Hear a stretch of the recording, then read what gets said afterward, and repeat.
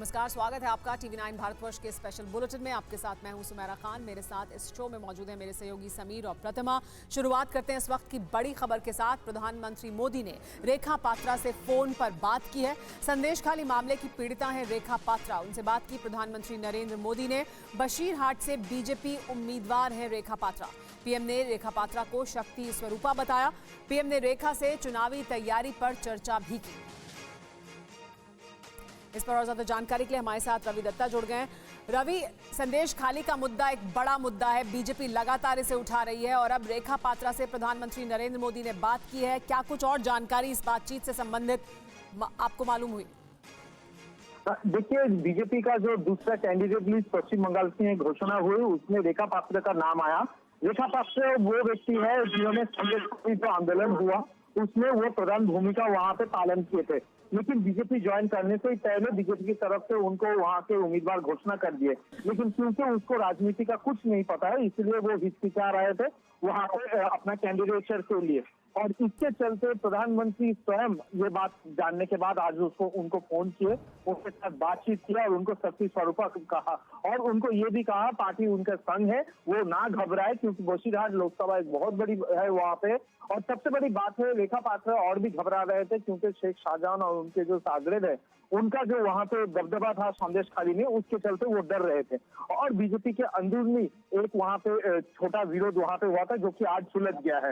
ये पूरा मामले को लेकर प्रधानमंत्री खुद इस मामले में मैटर में हस्तक्षेप किया, जो कि अपने आप में अनोखा एक है। और ये पूरा मामला उनके साथ बातचीत करते हुए उनको ये कहा कि आप वहां से लड़िए, पार्टी आपका संग है। जी, बहुत शुक्रिया रवि इस तमाम जानकारी के लिए।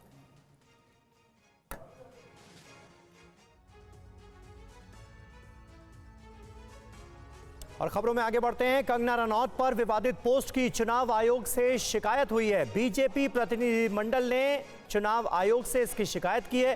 कांग्रेस प्रवक्ता सुप्रिया श्रीनेत के खिलाफ शिकायत की गई है चुनाव आयोग से।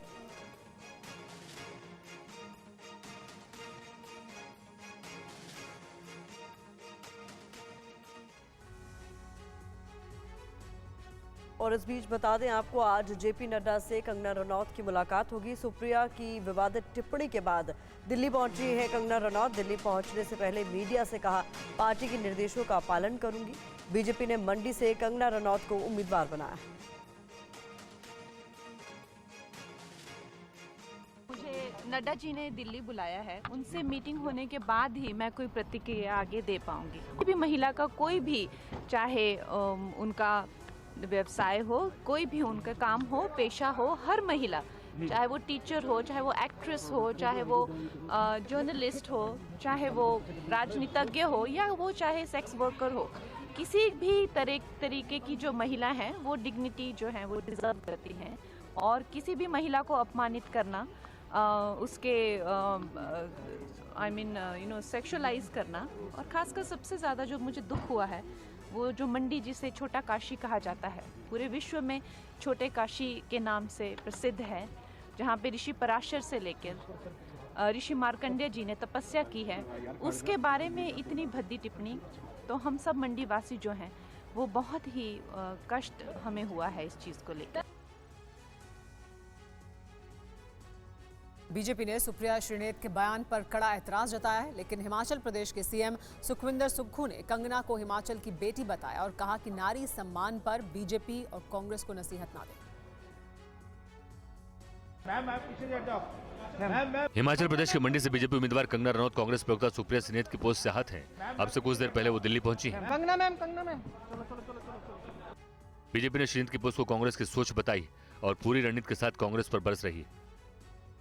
अनेक प्रकार के आपत्तिजनक, अभद्र, निंदनीय बयान दिए गए, परंतु अब ऐसा प्रतीत होता है कि इस तथाकथित मोहब्बत की दुकान में सिर्फ जहरीले सामान ही नहीं है, ये किसी सियासी फरमान का हिस्सा है।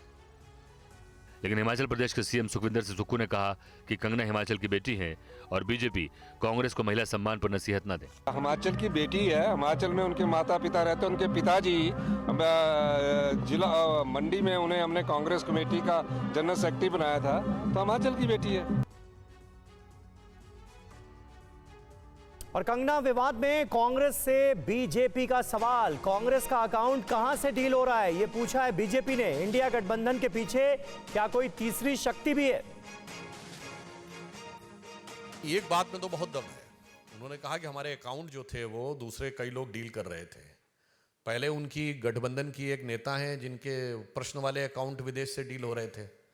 अब कांग्रेस की आप ये समझिए, जो सोशल मीडिया की चेयरपर्सन है वो कह रही है उनके अकाउंट कई लोग डील करते हैं। वे बहुत साफ है कि कांग्रेस की जो बातें हैं, इनके अकाउंट्स कहां से डील होते हैं, ये देश को समझना चाहिए। कौन कौन सी शक्तियां डिजिग्नेटेड डिजाइन मैसेजेस भेज देती हैं जो सीधे एज इट इज कर दिए जाते हैं, ये अपने आप में इस बात को प्रमाणित करता है कि कांग्रेस और इंडी गठबंधन किसी अज्ञात शक्तियों के हाथ में खेल रहा है। सुप्रिया सुरेश की विवादित पोस्ट पर नवनीत राणा की ओर से भी बयान सामने आया है। कंगना पर सुप्रिया का पोस्ट शर्मनाक है। सुप्रिया ने महिला का अपमान किया है। देश की महिलाएं कांग्रेस को सबक सिखाएंगी, कहना नवनीत राणा का। सुप्रिया को पीएम मोदी से सीखना चाहिए। ऐसे मंडी से जो रिप्रेजेंट कर रही है कंगना रनौत, उसके बारे में जो कांग्रेस ने ट्वीट करके जो शब्दों का वापर किया है, यूज किया है एक महिला के प्रति, कांग्रेस पक्ष के प्रवक्ता हो या कांग्रेस के नेता हो, ये भूल गए कि कांग्रेस को भी रिप्रेजेंट करने वाली इस देश की prime minister as a Indira Gandhi, as a Sonia Gandhi ji जो कांग्रेस को लीड कर रही हैं, और प्रियंका गांधी जिस पक्ष में है और जहां पर वो चिल्ला के कहते हैं कि महिलाओं का सम्मान हम करते हैं, और वहां पर ही पक्ष के कई लीडर ऐसा ट्वीट करके एक महिलाओं को अपमान करने का जो कार्य उन्होंने किया है। मुझे पूछना है कांग्रेस पक्ष के सभी नेताओं को कि एक महिला को सम्मान किस तरीके से करना चाहिए। ये कांग्रेस भूल गई है क्या? सम्मान किसे कहते हैं? अगर इनको सीखना है तो आदरणीय इस देश के प्राइम मिनिस्टर जी, उनके पास जाके सीखना चाहिए। 33% आरक्षण महिलाओं को देने वाला एकमेव पक्ष और एकमेव व्यक्ति हमारे देश के प्राइम मिनिस्टर नरेंद्र मोदी जी ने कहा है। और आइए अब आपको सुनवाते हैं। प्रधानमंत्री नरेंद्र मोदी ने रेखा पात्रा से फोन पर बात की थी। संदेश खाली मामले की पीड़िता है रेखा पात्रा, उन्हें उम्मीदवार बनाया गया है बशीरहाट से बीजेपी का। रेखा पात्रा से इसके बाद प्रधानमंत्री नरेंद्र मोदी ने बात की है। प्रधानमंत्री ने रेखा पात्रा को शक्ति स्वरूपा बताया, उनसे बात की और कहा कि पार्टी उनका सहयोग करेगी हर संभव तरीके से। बशीरहाट से बीजेपी ने रेखा पात्रा को उम्मीदवार बनाया। क्या बात हुई उनकी, सुनिए। रेखा जी नमस्कार। सबार प्रथमे अपना के शुभेच्छा जानाई। आप एक बड़ा दायित्व निभाने जा रही है, इस समय कैसा लग रहा है?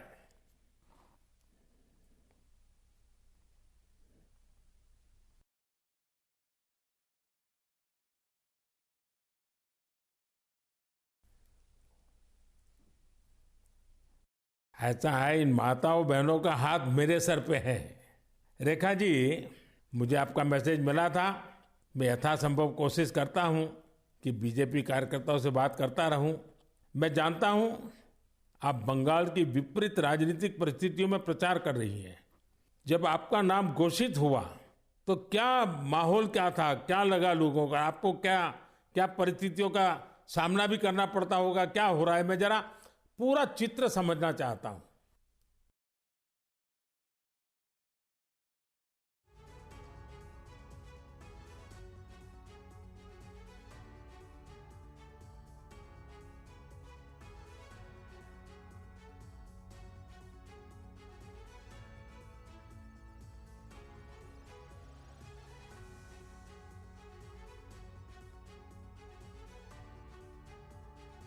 को उम्मीदवार बशीरहाट से बनाए जाने के बाद उनसे बात करते हुए प्रधानमंत्री ने पहले उनका हालचाल जाना और उसके बाद ये भी बताया कि कैसे वो लगातार ये कोशिश करते हैं कि बीजेपी कार्यकर्ताओं से, बीजेपी के नेताओं से वो बात कर सकें।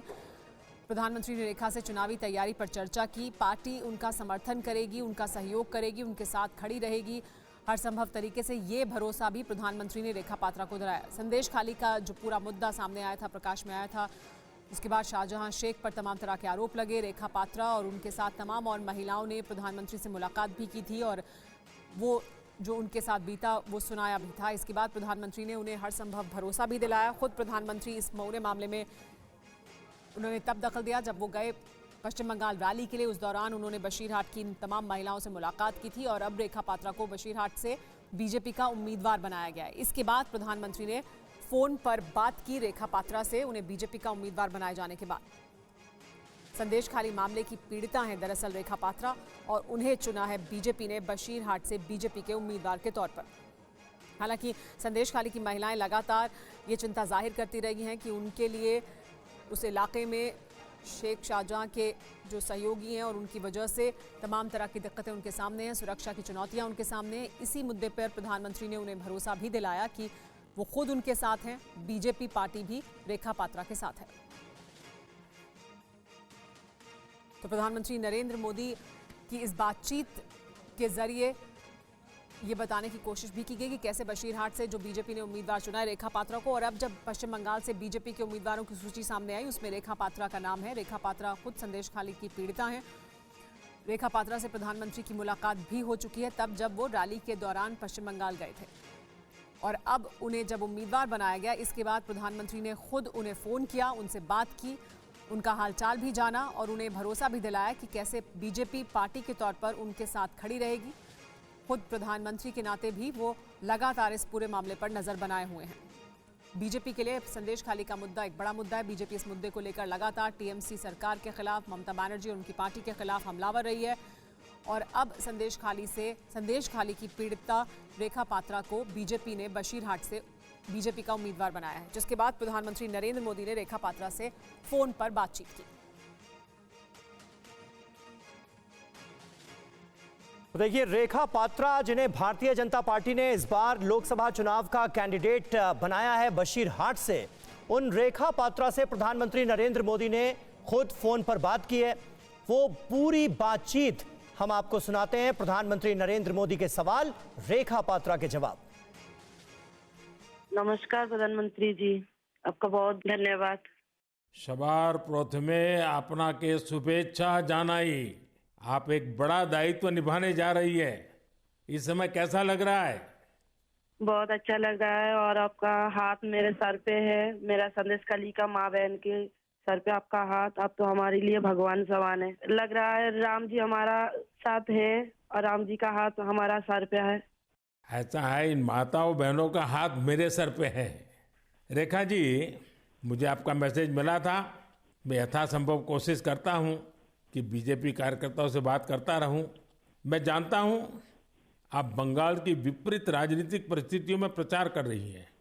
जब आपका नाम घोषित हुआ तो क्या माहौल क्या था, क्या लगा लोगों का? आपको क्या परिस्थितियों का सामना भी करना पड़ता होगा? क्या हो रहा है, मैं जरा पूरा चित्र समझना चाहता हूँ।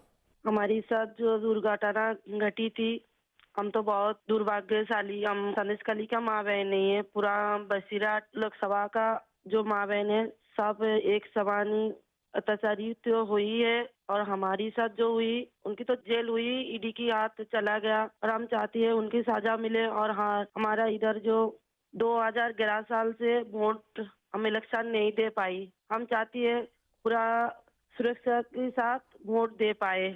हम वोट दे पाएंगे, संदेश खाली की माँ बहन और भी खुश होगा।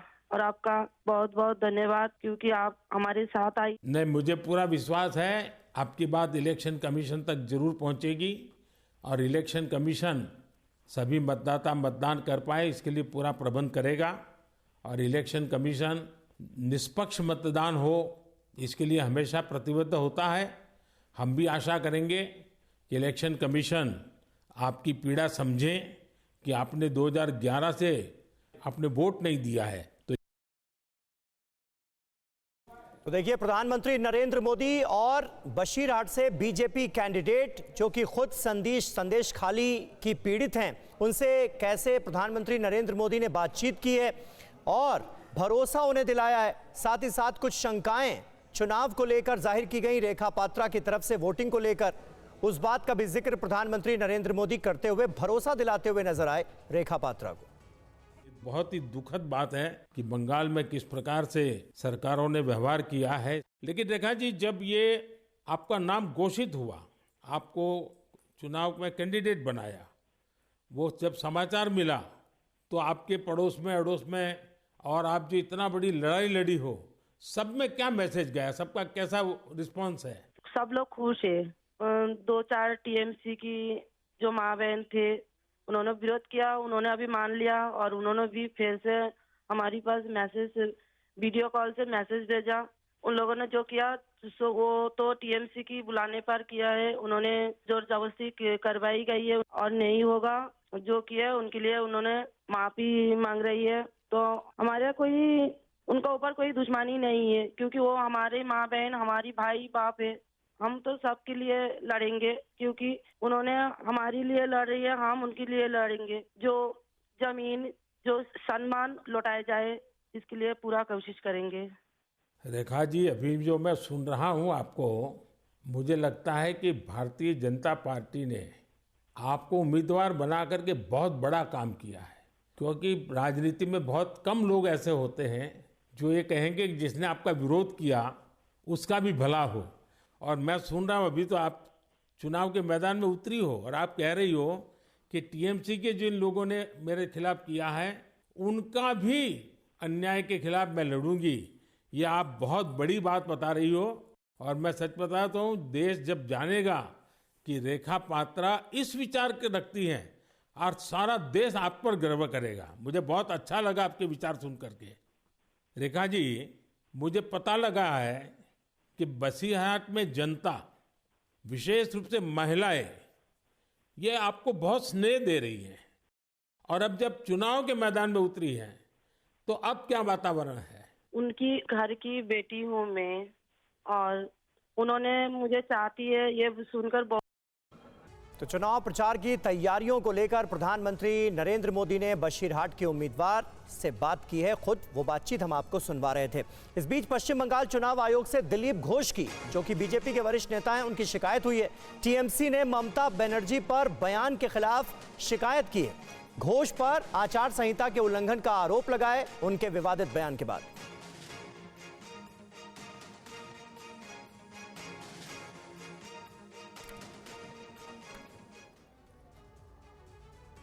आइए आपको सुनाते हैं दिलीप घोष का वो बयान जिस पर विवाद था।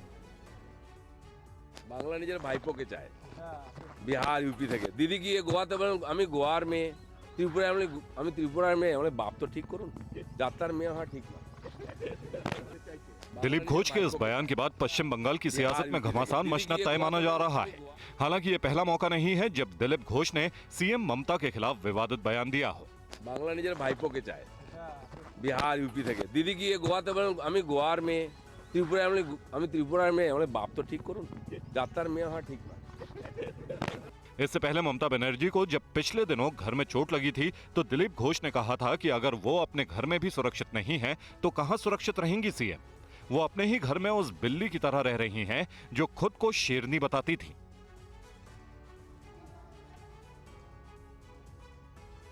ममता बनर्जी के खिलाफ दिलीप घोष के विवादित बयान के बाद कांग्रेस नेता सुप्रिया श्रीनेत का भी पोस्ट सामने आया है। दिलीप घोष के बयान पर सुप्रिया श्रीनेत ने क्या कहा, देखिए ये रिपोर्ट। বাংলা নিজের ভাইপোকে চায়, বিহার ইউপি থেকে। দিদি গিয়ে গোয়াতে বলেন আমি গোয়ার মেয়ে, আমি ত্রিপুরার মেয়ে। মানে বাপ তো ঠিক করুন, যাত্রার মেয়ে হওয়া ঠিক না। दिलीप घोष के इस बयान के बाद वार पलटवार शुरू हो गया है। कंगना पर भद्दे पोस्ट को लेकर चौतरफा घिरी सुप्रिया श्रीनेत ने अब दिलीप घोष के बयान पर बीजेपी को घेरने की कोशिश की है। सुप्रिया का कहना है कि दिलीप घोष की सीट बदल दी गई है।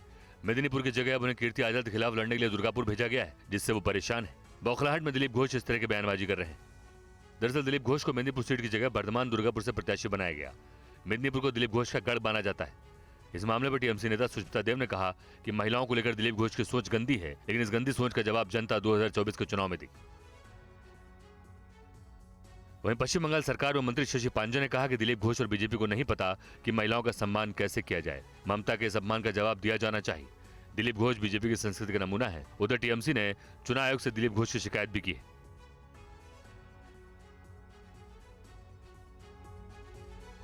और थोड़ी देर बाद जेपी नड्डा से मिलेंगी कंगना रनौत। सुप्रिया श्रीनेत की पोस्ट पर विवाद बढ़ता नजर आ रहा है और कंगना रनौत दिल्ली पहुंच गई हैं। आज बीजेपी के अध्यक्ष जेपी नड्डा से उनकी मुलाकात होनी। सोशल मीडिया पर मंडी से बीजेपी उम्मीदवार कंगना रनौत पर पोस्ट को लेकर कांग्रेस प्रवक्ता सुप्रिया श्रीदेव की मुश्किलें बढ़ रही हैं। बीजेपी पहले से ही हमलावर है। अब राष्ट्रीय महिला आयोग भी सुप्रिया पर सख्त कार्रवाई की मांग करते हुए चुनाव आयोग को चिट्ठी लिखती है। हालांकि सुप्रिया इस पोस्ट को लेकर सफाई दे रही हैं। ट्विटर पर मेरा नाम का दुरुपयोग करके एक पैरोडी अकाउंट चलाया जा रहा है। सुप्रिया पैरोडी के नाम से वहीं पर ये ऑब्जेक्शनेबल पोस्ट हुआ और वहीं से किसी ने कॉपी पेस्ट करके मेरे फेसबुक और इंस्टा पे डाला। मैं ये पूरी तरह से जानने में जुटी हूं कि जिन लोगों के पास एक्सेस था उनमें से किसने ये घृणित काम किया। साथ ही मैंने इस पैरोडी अकाउंट को भी ट्विटर को रिपोर्ट किया। हिमाचल प्रदेश के मंडी से कंगना चुनावी मैदान में है। इस टिप्पणी के बाद कंगना ने भी एक पोस्ट की जिसमें उन्होंने कहा कि हमें अपनी बेटियों को पूर्वाग्रह के बंधनों से मुक्त करना चाहिए। हमें महिला के शरीर के अंगों के बारे में जिज्ञासा रखने से ऊपर उठना चाहिए। साथ ही हमें यौन कर्मियों के चुनौतीपूर्ण जीवन या परिस्थितियों को लेकर इस प्रकार के अपशब्दों के इस्तेमाल से बचना चाहिए। हर महिला अपनी गरिमा की हकदार है। एनसीडब्ल्यू ने चुनाव आयोग को भेजी गई चिट्ठी में क्या लिखा है, महिला आयोग ने और क्या शिकायत दी है, देखिए इस रिपोर्ट में। हमने रात को ही इलेक्शन कमीशन को एक चिट्ठी लिखी है जो मैं अभी बाय हैंड भेज रही हूँ। मैंने ये कहा कि हम कंगना जी के साथ खड़े हैं और किसी भी महिला के साथ अगर इस प्रकार की अभद्र बातें होती हैं तो हम एनसीडब्ल्यू उसमें उस महिला के साथ है। स्पेशली सुप्रिया जी जो एक नेता हैं, बड़े दल की नेता हैं, उनसे ये एक्सपेक्ट नहीं करते। और उसके बाद उन्होंने डिलीट किया और कहा कि ये मेरे हैंडल से किसी और ने किया है, जो कि और भी चिंताजनक बात है कि इतनी सीनियर नेता जो खुद भी जर्नलिस्ट रही हैं, अगर उनके हैंडल पे कोई मिसयूज़ कर सकता है और वो कुछ नहीं कर पा रही है तो ये सोचने वाली बात है। फिर भी मैं कहूँगी अहिर जी के उससे भी सेम वर्ड्स और सेम तरीके से उन्होंने भी ये कहा कि मेरा हैक हुआ है। ये आफ्टर थॉट है। इससे ये सब करने की जगह अगर वो माफ़ी मांग ले और ये कहें कि उनसे गलती हुई है तो ये बेटर है। श्रीनेत के पोस्ट से बीजेपी कांग्रेस पर हमलावर है। मनोज तिवारी और रमेश मिधुड़ी ने इस पर क्या प्रतिक्रिया दी है वो भी सुनिए। कांग्रेस की ये सोच मुझे लगता है कि मेरे साथ साथ देश के एक आम मानवी को भी हिलाकर रख दिया होगा। कंगना रनौत के लिए दिए गए कांग्रेस के प्रवक्ता के बयान को हम कड़ी निंदा करते हैं और महिलाओं के प्रति ये सोच अगर कांग्रेस की है तो देश की महिलाएं भी इसका जवाब देंगी, देश के लोग भी जवाब देंगे। दुर्भाग्य है कि लोग अपनी गिरबान में झांकते नहीं हैं। राणावत को अगर टिकट मिली है मंडी से तो कांग्रेस पूछ रही है कि उनको आटे दाल का क्या मालूम है। राहुल गांधी को आटे दाल का मालूम है? आलू राहुल गांधी ने कहां पैदा किए थे? हम आलू की फैक्ट्री लगाएंगे किसने बोला था? तो जिनकी सोच और जिनकी मानसिकता जैसी है उनको दूसरे भी यही नजर आते हैं। ये आप अपने गिरबान में देखो या राहुल से ज्ञान ले लो। और सुप्रिया श्रीनेत के पोस्ट से राजनीतिक हंगामा बरपा है। इस पर अब सुप्रिया श्रीनेत ने सफाई भी दी है और कांग्रेस के नेता डैमेज कंट्रोल में जुटे हैं। वो तो एक्ट्रेस है और एक्ट्रेस है तो उनका जो काम करने का तरीका है वो सभी लोग जानते हैं, लेकिन उनका कोई ऐसा कंट्रीब्यूशन समाज के लिए, देश के लिए, पार्टी के लिए नहीं है। जाहिर है कि जो कार्यकर्ता सालों से लगा हुआ है तो उसको इस बात का तकलीफ ज़रूर होगा कि ऐसे लोगों को ऊपर से लाकर बैठाया जा रहा है। किसी भी महिला के बारे में इस तरीके का कमेंट करना बहुत दुर्भाग्यपूर्ण है, काबिल एतराज़ है। अगर उन्होंने ये कहा है कि ये किसी ने एक्सेस कर लिया है और ये कमेंट डाला है तो मैं चाहूँगा कि सरकार को चाहिए कि इसका इन्वेस्टिगेशन करे। किन लोगों ने किया है, किसने ये कमेंट किया है, जिसने भी ये कमेंट किया है उसके खिलाफ कार्रवाई होनी चाहिए। कंगना रनौत के पिता और पूर्व विधायक कर्नल इंद्र सिंह ने कहा है कि कंगना का कोई मुकाबला नहीं है। इधर रनौत ने विवादित पोस्ट को लेकर कड़ा ऐतराज जताया। कांग्रेस प्रवक्ता सुप्रिया सेन के विवादित पोस्ट के बीच कंगना रनौत ने ऐलान कर दिया है कि उनके रास्ते पर जो भी आएगा वो खाक में मिल जाएगा। मंडी में होली मिलन समारोह के दौरान मीडिया के एक सवाल पर कंगना ने क्या कहा, सुनी। बेबाक कंगना रनौत अब राजनीति में है, तो कहीं ना कहीं जो कांग्रेस है राष्ट्र स्तर पर उनके साथ भी उलझती हुई नजर आएंगी। देखिए, हम लोगों का जो प्रयास है वो ये नहीं है कि हम किसी से उलझें या किसी को नीचा दिखाएं या किसी को ऊपर दिखाएं, ऐसा प्रयास नहीं है।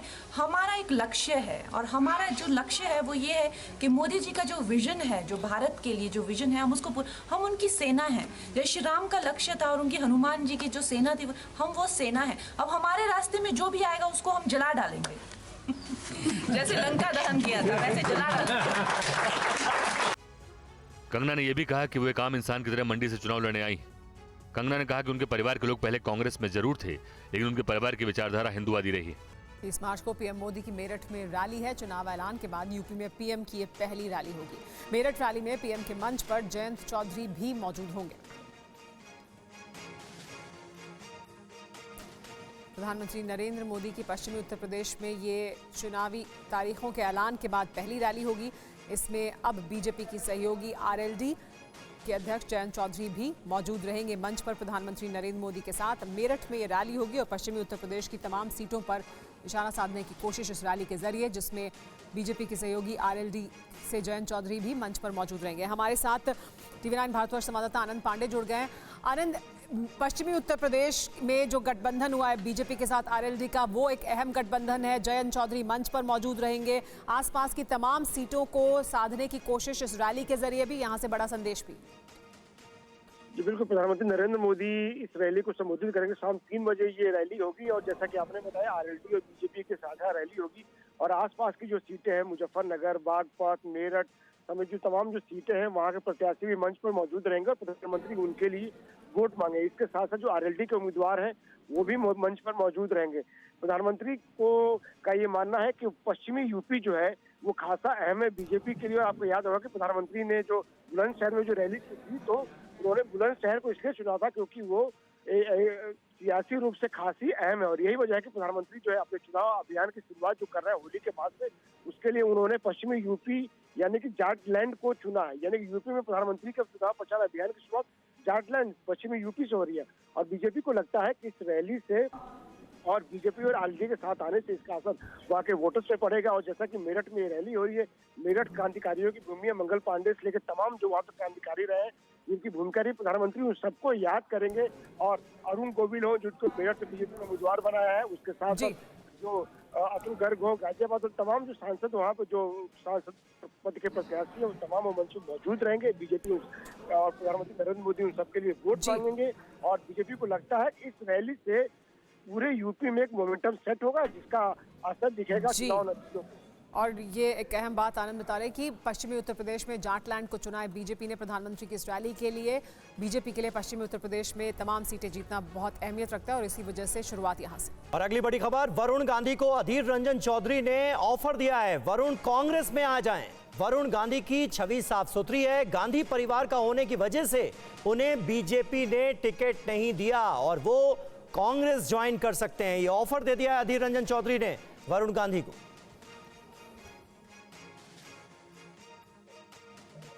बड़े शिक्षित आदमी है और उनकी छवि बड़ी स्पष्ट है, साफ सुथरा छवि है और गांधी परिवार के साथ उनका जुड़ाव है, इसलिए उनको टिकट देने में इनकार किए आज की बीजेपी पार्टी। तो फिलहाल मुझे तो लगता है उनको आना चाहिए, वो आने से हम बड़े खुशी होंगे। और इस बीच बड़ी खबर पंजाब से सामने आ रही है जहां कांग्रेस को एक और बड़ा झटका लगा है। कांग्रेस सांसद रवनीत सिंह बीजेपी में जाएंगे, बीजेपी में शामिल होंगे रवनीत सिंह बिट्टू। ये बड़ी खबर आ रही है लोकसभा चुनाव से ठीक पहले कांग्रेस को एक बड़े झटके के तौर पर देखा जा रहा है, जहां पर कांग्रेस के सांसद रवनीत सिंह बिट्टू अब बीजेपी में शामिल होने जा रहे हैं। तो लुधियाना से कांग्रेस के एमपी हैं रवनीत बिट्टू। ऐसे में आमोद राय हमारे साथ ज़्यादा जानकारी के साथ जुड़े भी हैं। आमोद, कितना बड़ा झटका इसे माना जाए चुनाव से ठीक पहले रवनीत सिंह बिट्टू का बीजेपी में शामिल होना? देखिए, कांग्रेस के लिए बहुत बड़ा झटका है ये पंजाब में, और रवनीत बिट्टू आज बीजेपी ज्वाइन कर रहे हैं। इसके साथ ही मैं आपको बताना चाहूंगा प्रतिमा की रवनीत बिट्टू अभी फिलहाल लुधियाना से सांसद हैं, लेकिन इससे पहले वो आनंदपुर साहिब से एमपी रहे, और जब मनीष तिवारी लुधियाना से चुनाव लड़ने से मना किए थे तब उनको पार्टी ने अकस्मात कहा था जाकर चुनाव लड़िए, और लड़कर जीत कर आए थे। यानी पंजाब में उनके हर क्षेत्र में पकड़ की एक तरह से निशानी है। स्वर्गीय बेअंत सिंह जो पंजाब के मुख्यमंत्री थे उनके पोते हैं, और ये ड्रग्स के खिलाफ काफी लंबी लड़ाई लड़ चुके हैं। पंजाब में ड्रग्स के खिलाफ काफी लंबी लड़ाई लड़ चुके हैं। बीजेपी के तमाम बड़े नेताओं के संपर्क में पिछले 2 साल से ये थे। ये बात कई बार हम लोग मजाक में ही इनसे जरूर कहते थे कि आप तो बीजेपी के साथ ज्यादा घुल मिल के रहते हो, तो बिट्टू ये कहते थे घुलना मिलना तो हमारा स्वभाव है, लेकिन मैं बीजेपी में नहीं हूँ। लेकिन काफी दिनों से मैं आपको बताऊं कि बीजेपी के तमाम बड़े नेताओं के संपर्क में थे, और आज वो ऑफिशियली ज्वाइन कर रहे हैं, और ये बताया जा रहा है कि इनको चुनाव भी पार्टी लड़ाई। पिछले लंबे समय से बीजेपी नेताओं के संपर्क में थे रवनीत सिंह बिट्टू, और अब आखिरकार वो बीजेपी में जा रहे हैं। ये जानकारी दे रहे थे आमोद राय, बहुत शुक्रिया आपका। और अब आबकारी मामले में गिरफ्तार दिल्ली के सीएम अरविंद केजरीवाल से जुड़ी खबर। अरविंद केजरीवाल की याचिका पर कल अदालत में सुनवाई है। इस बीच ईडी सूत्रों के मुताबिक अरविंद केजरीवाल से उस कैबिनेट नोट को लेकर भी पूछताछ हो रही है जो अब तक उसके हाथ नहीं लगा है। आखिर इस कैबिनेट नोट में क्या खास है, देखिए ये रिपोर्ट। अरविंद केजरीवाल जिंदाबाद। आम आदमी पार्टी के कार्यकर्ता सीएम अरविंद केजरीवाल की गिरफ्तारी का विरोध कर रहे हैं। उधर ईडी केजरीवाल से लगातार पूछताछ कर आबकारी मामले की तह तक जाने की कोशिश कर रही है। ईडी सोर्सेस की माने तो अब जांच एजेंसी उस कैबिनेट नोट को तलाश रही है जो अभी तक हाथ नहीं लगा है। ईडी के लिए ये कैबिनेट नोट इसलिए अहम है क्योंकि कैबिनेट नोट में लीगल ओपिनियन की राय अहम है। लीगल ओपिनियन में आबकारी नीति को न बदलने के लिए कहा गया था। ये कैबिनेट नोट सर्च ऑपरेशन के बाद भी नहीं मिला। ईडी सोर्सेज ने दावा किया कि जिस फाइल में इस कैबिनेट नोट को रखा गया था उसे सीएम आवास के कैंप ऑफिस लाया गया था, जिसे फाइल में लगाए जाने से डिप्टी सीएम मनीष सिसोदिया काफी नाराज हुए थे। इसके बाद इस नोट को एक्साइज विभाग को वापस भी नहीं किया गया। इस कैबिनेट नोट को एक्साइज डिपार्टमेंट ने ही तैयार किया था और 28 जनवरी 2021 को काउंसिल ऑफ मिनिस्टर्स के सामने रखा था। अब ईडी को इसी कैबिनेट नोट की तलाश है ताकि आबकारी नीति को लेकर तमाम स्टेक होल्डर्स के सुझाव के साथ साथ उसमें किए गए बदलाव को बारीकी से समझा जा सके। और आम आदमी पार्टी अब 31 मार्च को रामलीला मैदान में होने वाले प्रदर्शन की तैयारियों में जुटी है। इस बीच दिल्ली के मंत्री गोपाल राय ने कहा है कि पूरी दिल्ली को धारा 144 लगाकर पुलिस स्टेट बना दिया गया है। नहीं चलेगी तानाशाही, नहीं चलेगी तानाशाही, नहीं चलेगी तानाशाही, नहीं चलेगी तानाशाही, नहीं चलेगी। दिल्ली के मुख्यमंत्री अरविंद केजरीवाल की ईडी की गिरफ्तारी को लेकर आम आदमी पार्टी ने अपना आक्रोश जारी रखा है। पीएम आवास के घेराव कार्यक्रम के दौरान पुलिस की कार्रवाई के खिलाफ नाराजगी जताई। इस बीच जेल में रहते हुए केजरीवाल के आदेश को लेकर उठे सवाल पर गोपाल राय ने अपनी सफाई दी। पूरे दिल्ली को आज पुलिस छावनी में तब्दील कर दिया गया है। भारतीय जनता पार्टी के नेता, केंद्र की सरकार, केंद्र के मंत्री, देश के प्रधानमंत्री अगर ये सोचते हैं कि पुलिस की आड़ में हम छुप जाएंगे और हमें जवाब नहीं देना पड़ेगा, आंदोलन रुक जाएगा, गलतफहमी में। गोपाल राय ने कहा है कि 31 मार्च को रामलीला मैदान में विपक्ष के नेता भी शामिल होंगे। उससे पहले वो दिल्ली की सभी विधानसभाओं, वार्ड में करीब 2500 जगहों पर महारैली के लिए लोगों को तैयार करने जा रहे हैं।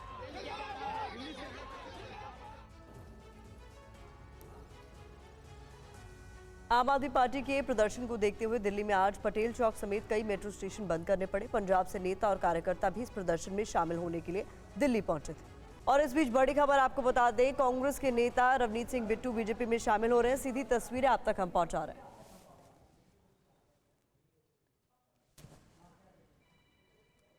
तो कांग्रेस के सांसद हैं रवनीत सिंह बिट्टू, जो कि अब बीजेपी में शामिल हो गए। हमारे सहयोगी बता रहे थे कि पिछले लंबे वक्त से वो बीजेपी नेताओं के संपर्क में थे और अब वो कांग्रेस छोड़ बीजेपी में शामिल हो रहे हैं। इसे कांग्रेस को बड़े झटके के तौर पर भी देखा जा रहा है। लोकसभा चुनाव से ठीक पहले कांग्रेस के सांसद अब बीजेपी में शामिल हो रहे हैं। तस्वीरों में आपको नजर आ रहा है।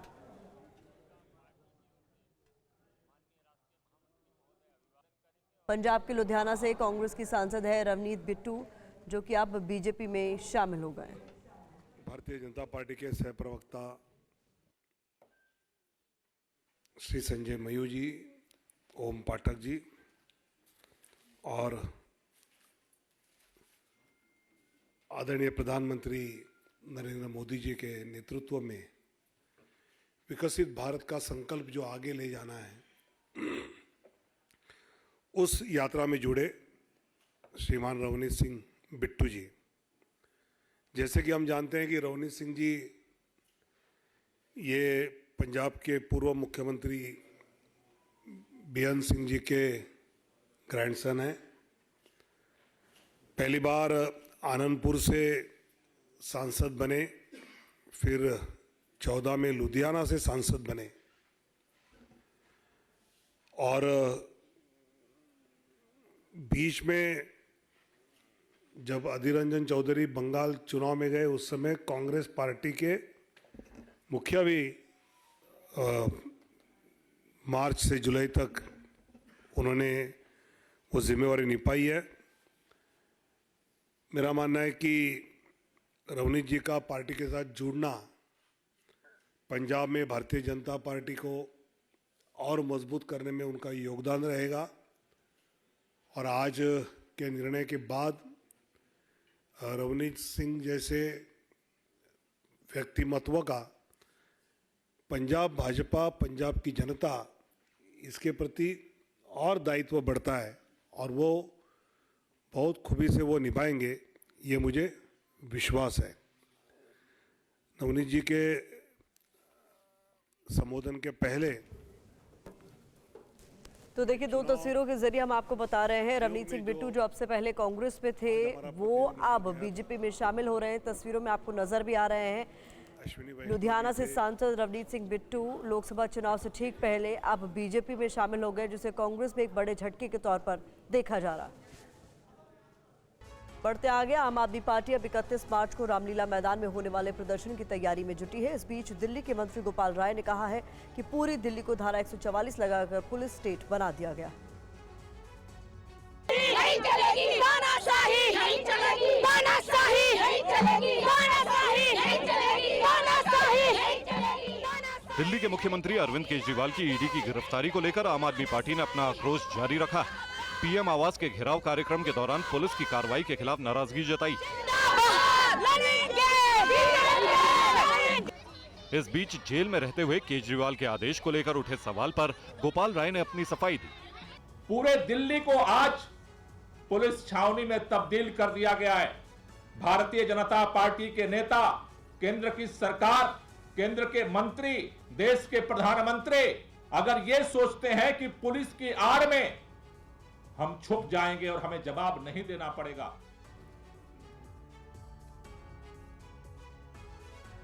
आदमी पार्टी के प्रदर्शन की वजह से दिल्ली में आज पटेल चौक समेत कई मेट्रो स्टेशन बंद करने पड़े। पंजाब से नेता और कार्यकर्ता भी इस प्रदर्शन में शामिल होने के लिए दिल्ली पहुंचे थे। ये नई दिल्ली का इलाका है। किसी भी प्रकार का प्रदर्शन, एकत्र होना, रास्ता रोकना और प्रोटेस्ट करना टोटली प्रतिबंध है। यहाँ कोई भी इस टाइप का आंदोलन करना, नारेबाजी करना बैन है। ये मुनादी आम आदमी पार्टी के कार्यकर्ताओं को रोकने के लिए की जा रही है। दिल्ली के पटेल चौक मेट्रो स्टेशन पर पहुंचने वाले समर्थकों में पंजाब से आए कार्यकर्ता भी शामिल हैं। लेकिन पुलिस की मनाही का इन कार्यकर्ताओं पर ज्यादा देर तक असर नहीं हुआ। फिर आप कार्यकर्ताओं को हिरासत में ले लिया गया।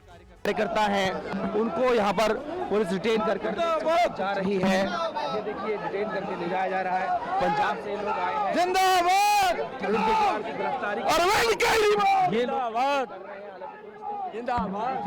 कि आप यहाँ से हट जाएं। और देखिए, इनको बसों में यहाँ पर भर कर के ले जाया जा रहा है। तो प्रधानमंत्री आवास का ये लोग घेराव करना चाहते थे, लेकिन पुलिस ने यहाँ पर कहा कि धारा 144 लगी हुई है, इसलिए आपको यहाँ पर एकत्रित नहीं होने देगा। सीएम केजरीवाल की गिरफ्तारी के बाद से आम आदमी पार्टी जहां लगातार विरोध प्रदर्शन कर रही है, वहीं बीजेपी दिल्ली के मुख्यमंत्री से इस्तीफे की मांग कर रही है। बीजेपी कार्यकर्ताओं ने आज फिरोज शाह कोटला से दिल्ली सचिवालय तक मार्च निकाला। बंगला नहीं लूंगा, गाड़ी नहीं लूंगा और ये सारी चीजों का इन्होंने उपयोग किया। तस्वीरें फिरोज शाह कोटला की है। बीजेपी के कई नेता इस विरोध प्रदर्शन में शामिल हुए। बीजेपी कार्यकर्ताओं ने दिल्ली के सीएम अरविंद केजरीवाल के खिलाफ जमकर नारेबाजी की।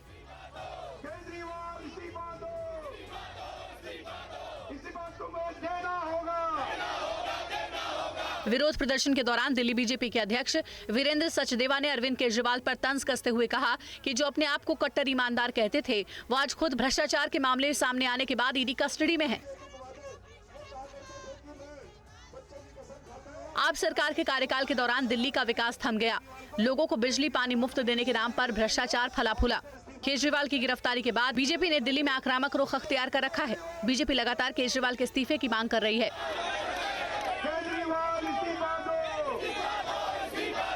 विरोध प्रदर्शन में सांसद डॉक्टर हर्षवर्धन समेत दिल्ली बीजेपी के कई बड़े नेता शामिल हुए।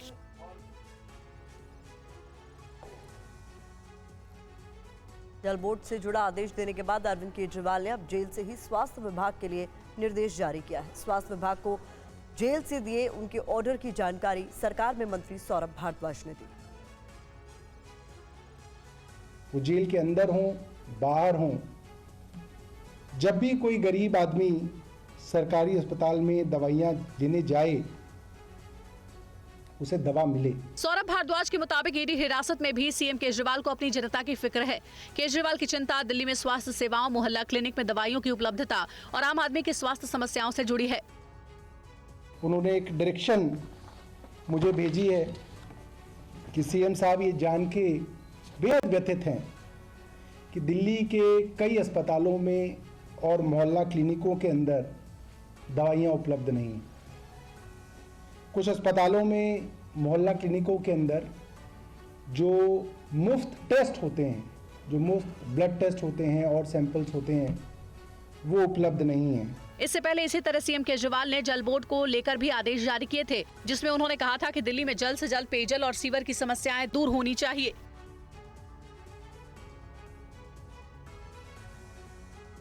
पशुपति पारस गुट में शामिल प्रिंस राज ने आज दिल्ली में बिहार बीजेपी प्रभारी विनोद तावड़े से मुलाकात की, जिसके बाद प्रिंस को लेकर अटकलें तेज हो गई हैं।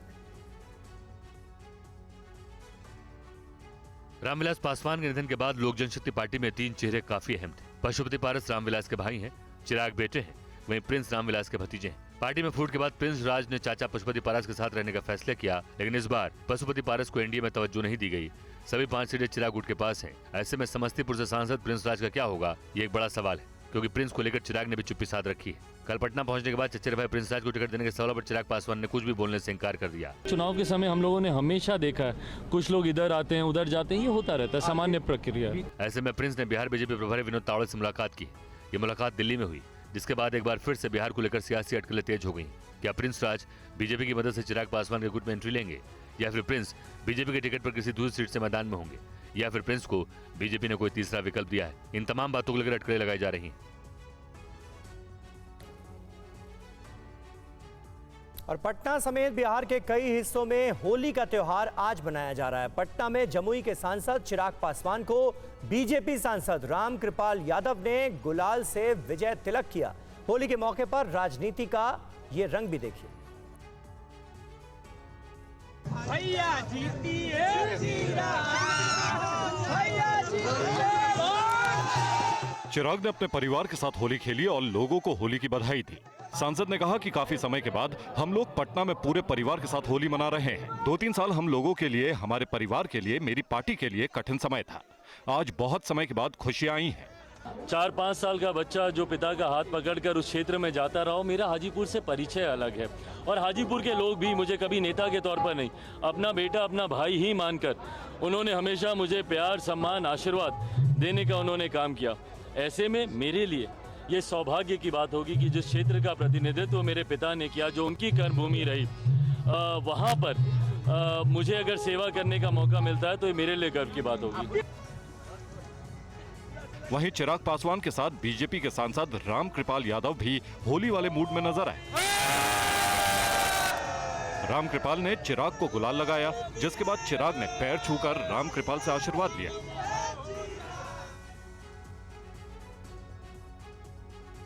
तबियत खराब होने के बाद जेल में बंद माफिया डॉन मुख्तार अंसारी को बांदा के रानी दुर्गावती अस्पताल में भर्ती कराया गया। आईसीयू में भर्ती मुख्तार के परिजनों ने जहर देने का आरोप लगाया। हालांकि जेल डीजी ने दावा किया है कि मुख्तार शौचालय में गिर गए थे, जिसके बाद उन्हें अस्पताल में भर्ती कराया गया। मुख्तार अंसारी की बांदा जेल में आजीवन कारावास की सजा चल रही है। तबियत बिगड़ने पर उसे मेडिकल कॉलेज में शिफ्ट किया गया है। जहां इलाज के बाद उनकी हालत स्थिर बताई जाती है। डॉक्टर्स ने अंसारी के पेट में दर्द की शिकायत की भी जांच की है, जिसकी रिपोर्ट का इंतजार है। इस बीच परिजनों को आशंका है कि उनकी जान को खतरा है। उन्हें खाने में कोई जहरीला पदार्थ लाया गया और ये दूसरी बार हुआ। अच्छा, पहले भी 40 दिन पहले एक बार हो चुका है और अभी भी शायद 19 को या 22 को कोई डेट बताए उन्होंने।